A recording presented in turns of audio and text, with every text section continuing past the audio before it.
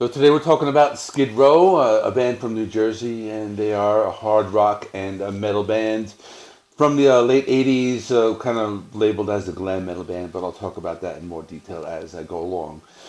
The album is called The Gang's All Here, released on October 14, 2022, album number 6 in their discography. The first album since 2006, so there has been a really big gap between albums. I know they released a few EPs here and there. But the current members are Dave the Snake Sabo, Rachel Bolan, and Scotty Hill. Those are members who were originals. They've been with the band throughout the whole time. And they have a new drummer, Rob Hammersmith. He's been in the band since 2010. And they have a new singer, Eric Gronwall. He's on lead vocals. And he's actually very new, so he kind of just came to the band. So, quick history of this band. Back in 1989, they released their self-titled debut album. This was when I was first starting to get into metal. I was about 17 or 18 years old. And I used to love this band. I remember, I think they were discovered by John Bon Jovi or something like that. This was a band, they were labeled as glam metal, but if you listen to this band next to something like Warrant or Poison, you're going to notice that this band was much heavier than those. The first album was fairly heavy. Then they released 2 more albums, Slave to the Grind and Subhuman Race, which were actually a lot heavier than the first album. Those are great albums with Sebastian Bach on vocals. And then, they had some problems. That they kind of switched drummers and vocalists along the lines here and there. But now they're come back. It says The Gang's All Here.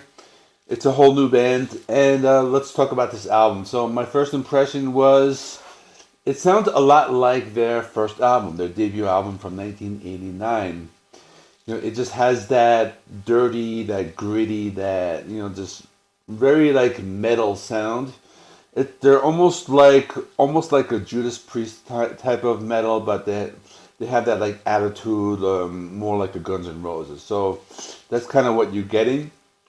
I'm going to go through some of my favorite songs. My favorite song is Time Bomb. And it's just really super heavy and chunky riff. It starts with that heavy riff, then the bass part. Then, in the song it's so catchy because it goes like the tick-tock, or tick-tick-tick. The vocals are really great. They actually remind me of Ronnie James Dio in the first verse. But the chorus is super catchy. It's just a sing-along chorus, I'm a ticking time bomb, tick, tick, boom. Lots of bass in the song, just a classic guitar solo. And my second favorite song is Nowhere Fast. Really heavy riff, and this is one of the heaviest songs. It's almost thrash metal. Just gets very melodic as it progresses, and just has a catchy chorus and really great solo. Now, if you know Skid Row, they do lots of ballads. So it's called October Song. This is the first power ballad of the album. Just clean guitars and bass, smooth vocals, emotional lyrics, lots of melody in the song. I would compare this to Wasted Time from Slave to the Grind. Lots of cool heavy riffs towards the end, and it closes with a clean guitar. So that was a really good song. But the rest of the album, it's pretty solid. You kind of get what you expect. Opening track, Hella High Water, just hard rock, sleaze metal, catchy chorus, backing vocals. Not Dead Yet, really fast bluesy riff, high energy vocals. You got the screams, the catchy chorus. Resurrected, that one is just very 80s metal, and I think that one, the vocals reminded me most of Sebastian Bach, and it's just a good rocker, memorable chorus. All the songs have memorable choruses. Light Comes On, this one, they start with that bass intro, so I love that part. They got these sleazy metal riffs, sustained power chords, and this is another one reminiscent of their first album. Tear It Down, that was one of the singles, I think it might have been the first single, with a heavy riff and kind of that sleazy and bluesy sound, and you got the vocals, the gang vocals, and more of that classic sound. Very melodic song. And the closing track, World's on Fire, you got heavy riffs, sleaze rock, melodic vocals, catchy chorus with backing vocals, 80s metal riffs, blazing solo. Really good. So my final thoughts is I enjoyed this a lot. It's just a really good album. It's a throwback to that 1989 debut album. It's not as heavy as Slave to the Grind or Subhuman Race. It's more of that like gritty, sleazy type of sound.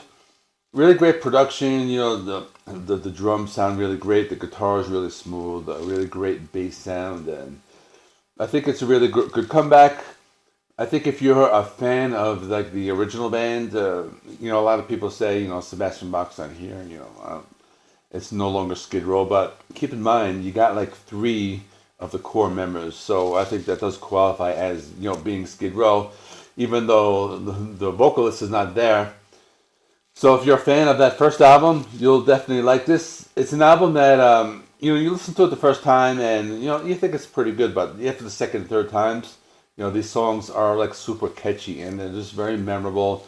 They got those really infectious choruses, and I think all the songs are good. There's really nothing like skippable, no weak songs. I mean, some songs are better than the others, but I think in general it's a solid album. And my final score is going to be an 8 out of 10. Let me know in the comments what you thought.